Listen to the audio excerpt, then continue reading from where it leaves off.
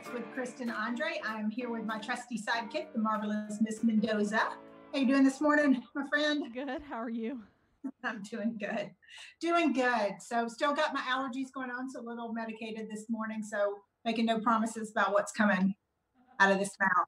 But that's probably perfect for today's topic because today we're going to talk about a fear of the edges. And here's what prompted this. I did a post last week after I would say a conversation, but several conversations I've had with so many of my friends that tend to be, I don't want to say out there, but maybe bigger personalities, stronger personalities. And it was about the tendency we have to kind of kibosh ourselves and squish ourselves down a little bit. And this is actually one of the chapters in the book that we have coming out. So I'm excited to dive into this. And I know you like this topic too. I do. Yeah. So what do you think of when I say fear of the edges? What comes to mind? Yeah, it's really to me just what you described, right? It's too loud, too flashy, often described as too much. Too much. A dominant personality. There's other words that if you are, because this applies to men and women too. Yes. But I think when you're a female, there's other words that have been historically used to describe that type of personality, which doesn't have, the best connotation always. So. Yes. All right, so let's talk about it a little bit. The quote. Let me pull up the quote that we had. I don't even know that I still have it. I do. Here's what if you want me to read it, I do have it. If you got it right there, that'd be great because this is what prompted this whole thing. Because I kind of love it. We're talking about the quote in your graphic, right? Yes. All right, here it is. You will never be too much for someone who can't get enough of you.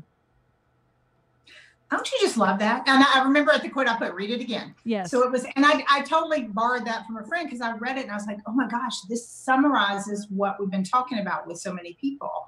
And it got to the point where I was seeing it happen so much. And when we put that out there, we think of big personalities. A lot of times we automatically think friends, family, romantic relationships, but I'm talking about professionally too, because there are a lot of people that I feel hold their self back in a professional environment to not want to be seen as overpowering or domineering. So when you first read that or hear that, what comes to your mind? I do think of all areas because if you are rounding out your edges in any area, you're likely rounding out your edges in all areas. You're rounding them out in the office, you're rounding them out when you go home because it's kind of this constant nagging in your mind. Which right. I thought was really interesting because another part of this that caught me when you posted this on Facebook, Kristen, was that a lot of your older friends were coming to you. And I almost envision them coming to you like fed up, right? Like, yeah.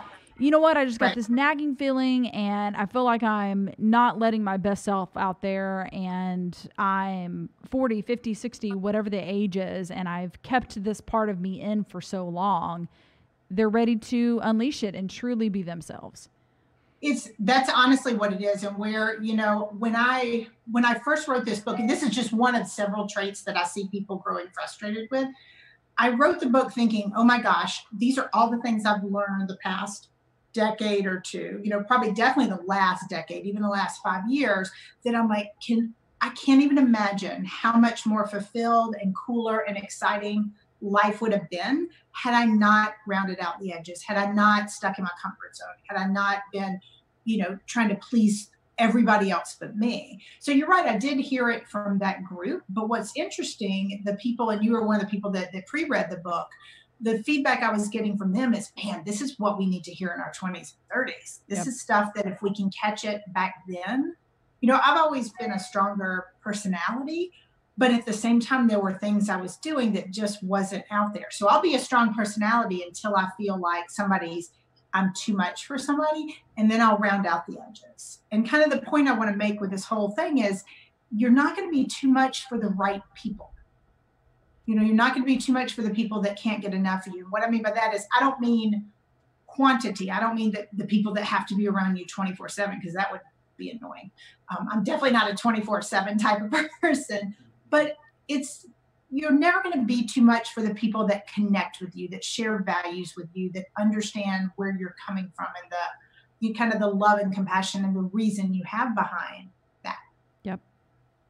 Now, I'm not talking about the edges where you're just being mean and cruel. So let me caveat all this with this is when you come to things with love. Because I've been, my kids tell me that, or my ex-husband would tell me that. He's like, you can be harsh. I'm like, understand, always think of where I'm coming from. Always think of what's behind it. And I think that's the important thing to remember with these strong possibilities. The kindness and the love is always expected, always expected. So we need to make sure that we're showing that, but don't quiet yourself down just to appease, if you will, other people. Because your folks are out there. Like I'm astounded how many people that I like the crazy misfit, like ones where you're like, oh my God, this person's just odd. We're not gonna name any names, but they have their people. Everyone out there has their people. So if you can truly just figure out your values and show up as yourself, the right people come to you. And it's just so much easier not to have to put on pretenses or not to have to squinch down your personality a little bit to fit in. Yeah. And I think, oh, sorry, Isaac, you said there was a comment on Facebook. Yeah. There's a lot of comments on Facebooks. I'm too busy talking. I know. All right, so we have lots of stuff going on. We have yes, ma'am, amen.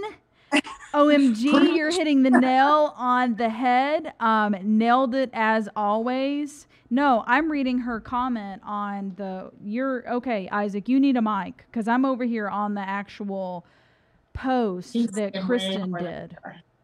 Okay, so one of the thoughts that I was going to finish, Kristen, on that was that the fact that I think part of the reason why we like those people is because we appreciate the fact that they are being themselves, because we look at ourselves and go, oh, I wish I could be like that because they're so cool and outgoing and they don't hold back. But in actuality, maybe at some point they probably likely dealt with that too. Well, and that's the thing is it's overcoming it. And throughout the next several weeks, we're going to talk about different chapters and different things we do that hold us back. Fear of the edges being one of them. Staying in your comfort zone is one. But, the edges can be anything. It can be how you show up, verbally. It could be, how aggressive you are in your speech. It could be how loud you are. It could be whether or not you're always needing to be the center of attention. What's interesting with me is I'm very comfortable poking the edges and going to my edge with the people I know well. I'm not that comfortable, surprisingly, with people I don't. So like if I'm at a party or a networking group, I'm probably not the biggest personality there. I'm probably one of the more quiet ones. So all of us have an opportunity to figure out, where am I not just being me? And I would say at parties, I'm probably not too. Like my friends are all out on the dance floor and just woo and out to the edge. And I'm over there in the corner just doing my little bop back and forth. And, there's all of us have these things where we're holding back, and it's frustrating. So I'd love comments on kind of where you've held back and why what the why is. And that's what I want to get at, is because if we know our values and who we are, and we can honestly say, I'm coming at this from a good place, I'm coming at this with love and grace and compassion, it's okay to go to your edge. It's okay to put everything out there. Because my theory, you'll read this in the book, you'll hear me say this over and over again, I truly think God put each and every one of us on here on earth with very unique talents and gifts. And if we're not showing those to the world, no matter how loud they be or how out there they may be, if we're not doing that, we're missing out. And that's where I think the unfulfilledness for a lot of people in their 40s, 50s, 60s and beyond is coming from, because they're starting to realize, man, I've been on this hamster wheel for so long and I'm missing me. I'm missing the edges and the fun and all of that. Yeah. Okay, I found today's post with our video because I was on your post with your quote. You were cyber stalking me, Miss Whitney. I was like reading all the, I'm like, this wrong post. So Quavi jumped in. I love what she's saying, that we all have our people, but she also brought up how we dress. Yes. Okay. So I'm wondering, so Quavi, drop and tell me what you're thinking by that. Are we conservative in your dress? So Quavi's been on the show before. She is a midlife coach and does a lot of health and wellness. She's been fantastic with me during this quarantine about trying to get me to eat better. But how we dress, fear of the edges. When I hear that, Quavi, and let me know if I'm wrong, I feel like this is what immediately goes to me. I get made fun of because if you guys haven't noticed, I wear 99.9%. What color, Whitney? Black. Black. I wear 99. I love black. I love jewelry. I love shoes. You can't see my shoes right now, but that's where I like to go to the edge. It's like, let's have some really cool jewelry. Let's have some really funky, awesome shoes. But my palette's black. It's not because it's just because like that's what I like. That's what I enjoy. And for the longest time, I had people telling me, you can't wear all black. I literally, we will not name names, a guy that was dating at the time, he's like, you can't wear black every time we go somewhere, right? I'm like, oh yeah, I can, pretty much can. Closet full, got a whole list of options. But I think so many times we make little comments like that where I love dressing the way I do. And I like dressing a little funky, a little edgy. And that's just my style. But I did pause for a minute when he said that to go, oh, maybe I should do that. Maybe I should put some pink. I hate pink, but maybe I should put some pink on, whatever it is. But we take little benign comments and we start to round out our edges. I'm not talking shrinking all the way in. I'm just saying maybe we hold back a little. And that's where I want to get people out of the holding back. See, and when I think black, I think Kristen. And in fact, and cool shoes. Okay, you can't see my jeans and my shoes, but I'm kind of all black today except for my blue shirt. I automatically pick black on Tuesday because I know we're hanging out. I'm like, I want to be cool like Kristen, gonna wear my black. But if that's what you like, then I think that's awesome. But if it's something that you're like, I don't know why I'm wearing this, it's different. Yeah. And that's, with the edges and the fear of the edges, everyone's edge looks different. And that's what I want to make sure everybody listening gets is if you're for me and I'm for you, what your edge looks like doesn't matter to me. I want you to be you. I don't want you to be me. I've already got me. I'm a lot, right? I don't need two of me. So I want people to show up as themselves, not as trying to be like someone else or not as a watered down version of themselves. Because I really think, I'm big into strengths. And I think if we use our strengths and our personalities, we've all got some good stuff. I mean, most of us are pretty cool people. Yeah. Where if we just showed up as us and not worried about, am I pushing it too far? I'm not talking about doing crazy things. Like we're still staying legal here and all that, but yeah, just being you a little bit. Yeah. Yeah, Quavi came back and said some people sometimes feel they can't dress the way they want. Yeah, yeah.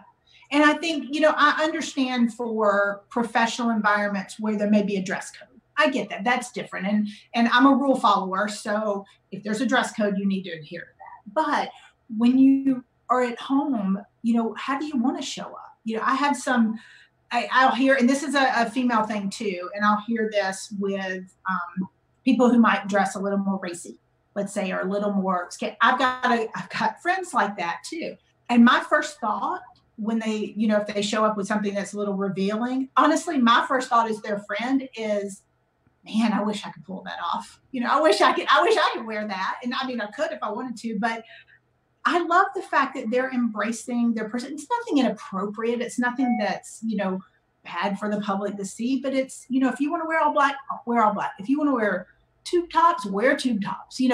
I don't care, but it's just a matter of, on the receiving end of that is showing grace to, man, you look at them being themselves. And I've been following somebody on Instagram. I cannot think of the name. I would have to see when she shows up in my feed. And a lady who's been on a weight loss journey. And I think she started at like probably well over 400 pounds. So very, larger woman. And she's lost a lot. I think she's lost like 80. So she's in the upper twos right now, probably. And she will wear like these teeny little tops and work. And the smile on her face in her videos, because she posts a lot of her videos so people can follow her progress. She's got a ton of followers. People can follow her progress. I'm not looking at the fact she has on a little tube top and still is, has weight that she is trying to lose. I'm looking at her smile. Like she's so excited that she's already lost 60 pounds. She's not worried about what people think when and unfortunately she gets some rude comments too. I mean, my hope is that she's not listening to those. She's listening to all the encouraging ones, but we've got to be comfortable enough in our own skin to put it out there. It's totally been a challenge for me, which is why I wrote about it. so much and some of the different things, because everything that we included in the You're Not For Everyone is stuff I went through, and some of it I'm still going through. But I just want people to make sure they're not scared to show up as themselves. Yeah, I love that. It's kind of one of the things, Jesus and I talk on a regular basis. Yeah, and I have the conversations with him, and you're not talking to him. We're taking up some time for sure. So. But there are times when I feel like he's been, Whitney, if you would have listened to that 5 years ago, you would have been 5 years ahead. And you're going to think that because I've got some year 20 on you. So you're going to think that for the rest of your life. I mean, and that's what I really want people to get is, I will assure you, and I don't know when it will come, I will assure you one day you're going to look back and go, I wish that would have been me. That wasn't me. And I gave a few stories and examples in the book, but it's frustrating to look. We can't fault ourselves. Everyone does it. And that's why I want it to show up. And Fear the Edges is just one of the things we do. There's a ton of them, but you are going to look back. And when you do, my caution and recommendation would be, don't look back with regret. Look back as a lesson. Because, I always say God's going to give you the same lesson over and over and over and over again until you learn it. And once you learn it, you're like, okay, I think I got it on this one, and I'll move forward. Yeah. It's one of the things you have to decide that you want to make a change with it first and foremost. Mm-hmm. We actually, Quavi commented earlier. Quavi and I had this this discussion about weight loss. Like, all of us know what to do. All of us do. We know how to eat. We know how to intentionally move or exercise. We know what we need to do. For the large majority of people, it's a decision. It's a decision like, all right, you know what? I'm done with it right now. I'm done. So I think that happened a lot, especially with all of us. I was adding up the days. I've been home for 4 months now with this quarantine, and I get out occasionally, but not very often, not more than once a week. So, you have to make a decision that, all right, I'm done with sitting around and snacking and, gaining the COVID-19, and just, I'm going to make a decision. And it's the same thing with Fear of the Edges, is when are you going to make the decision that I'm going to show up as me? Yeah. Even if that might be too much for some people. So Jose had a question. He asked, why is it that we don't realize this when we are starting our career? Because, all right, I love my 20-year-olds, okay? You don't know what you don't know.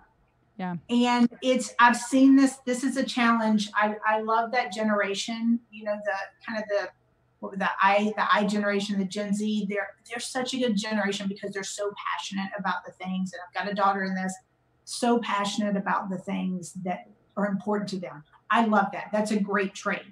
One of the things that at 20, 25, 30, people haven't had the opportunity to learn is they don't have the historical background. They haven't really developed enough life experiences, age-wise, not a fault of theirs, but they just have not been around enough to have a life experience to understand where other people are coming from. They know where they're coming from. They have their experiences. But it's important when you're young to understand not everybody views the world, an issue, anything the same way you do. So it's important at 20. That's why it's hard to do then, because they don't have the history. They don't have life experience to hold it up to. When you're 50, it's easy to look back and go, yep, I made that mistake. I totally remember doing that. And man, had I made a different choice, things would be way different now.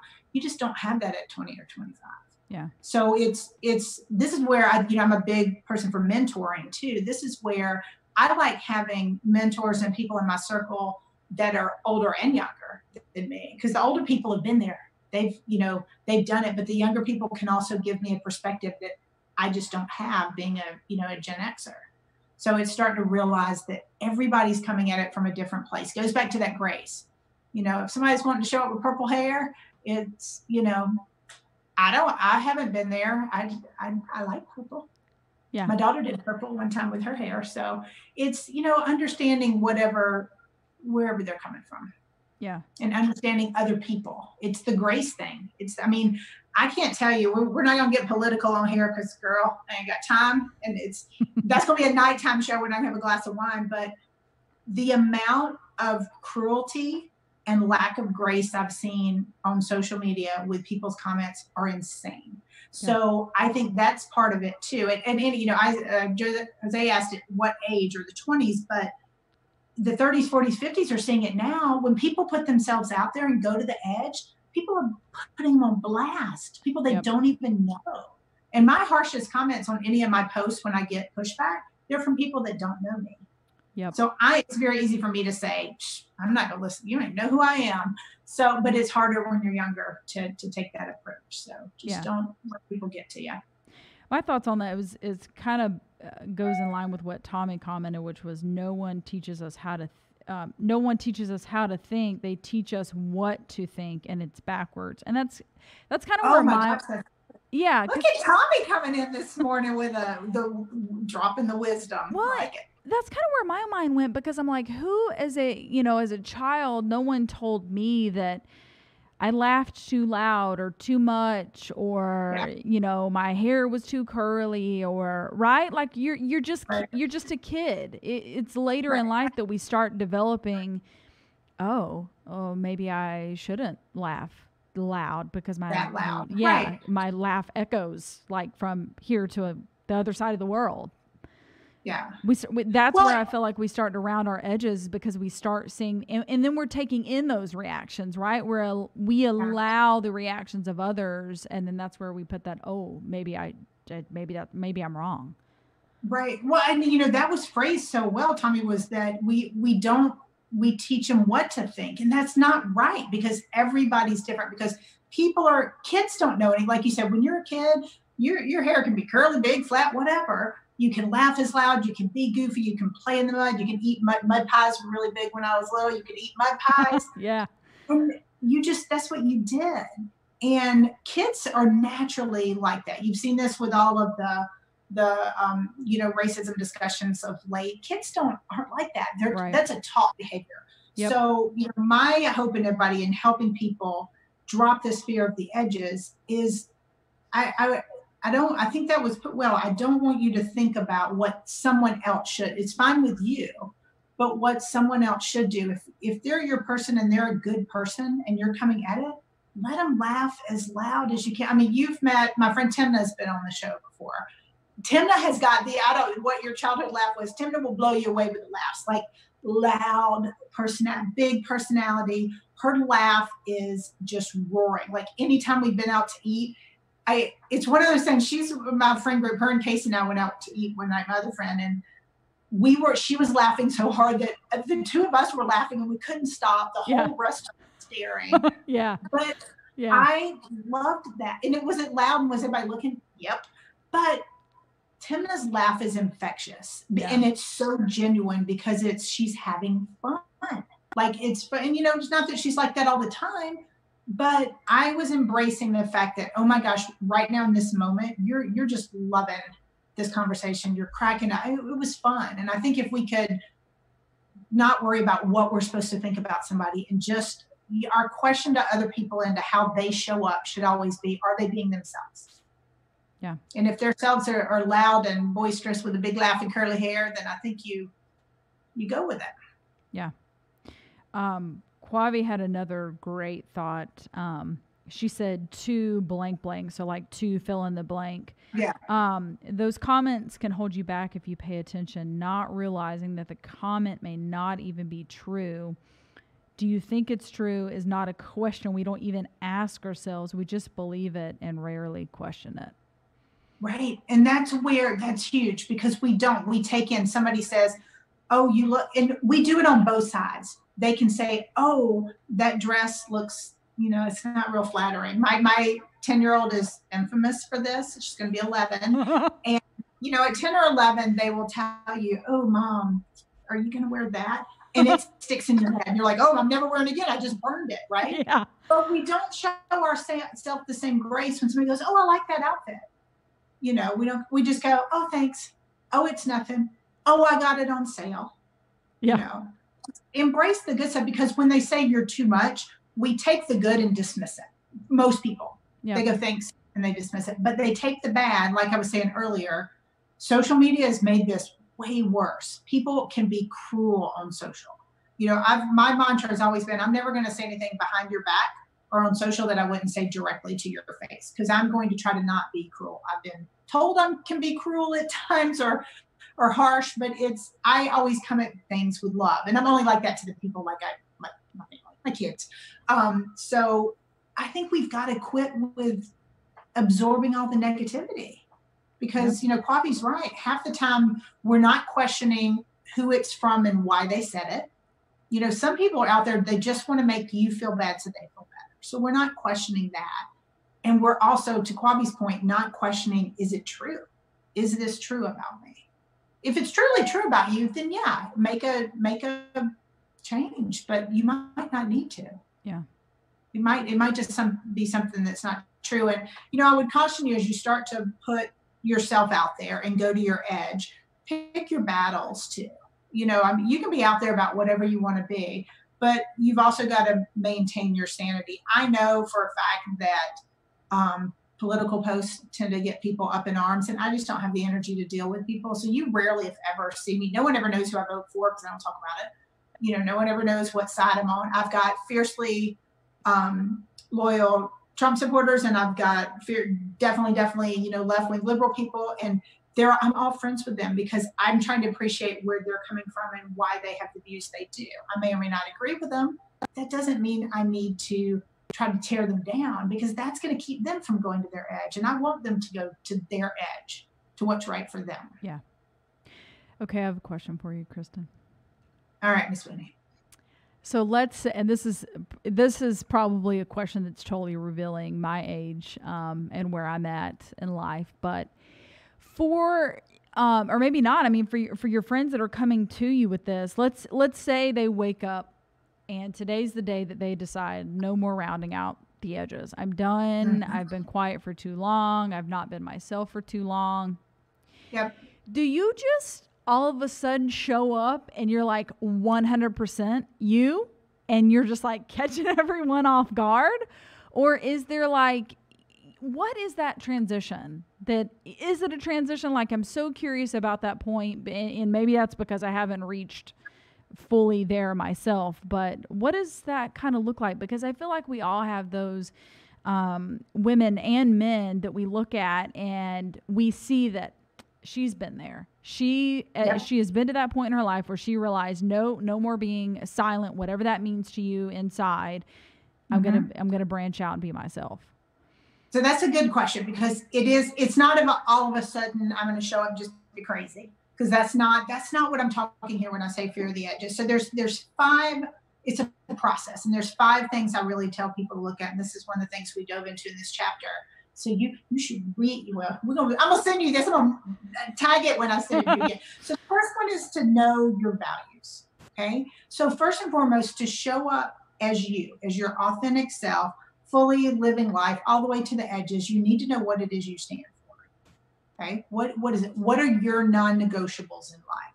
So whether it's, for me, it's integrity, it's personal growth, and it's fun. Those are my 3.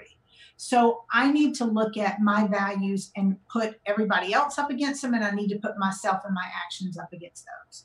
So that's number 1, knowing your values. Number 2 is, I believe we all have this internal GPS system, our gut, our intuition, whatever you want to call it. I call it going with your gut. We all have that. Okay. So once you know your values, step 2 is to pay attention to the cues, pay attention to your gut. Every one of us was born with that. We all have intuition. We don't follow it or listen to it all the time. So the second piece is really figuring out, when do I feel out of alignment with what I'm doing? Something is tugging at you. If you're acting and fear of the edges could be you've gone too far past the edge. So whether you've gone too far or not enough to the edge, is pay attention to where your belly tugs are. What's calling you, going, oh, this isn't me. I wish I would be more this, or I wish I would be less this. I mean, I get that I can be hard. I'm a tough person. I'm direct. Harsh is past the edge for me. I need to rein that back. So it's figuring out, when am I getting a pull that I'm not really doing what I need to do? Kind of where in your life. Now I'll say, and I've said this before, all of my really bad decisions in life have been when I ignored my gut.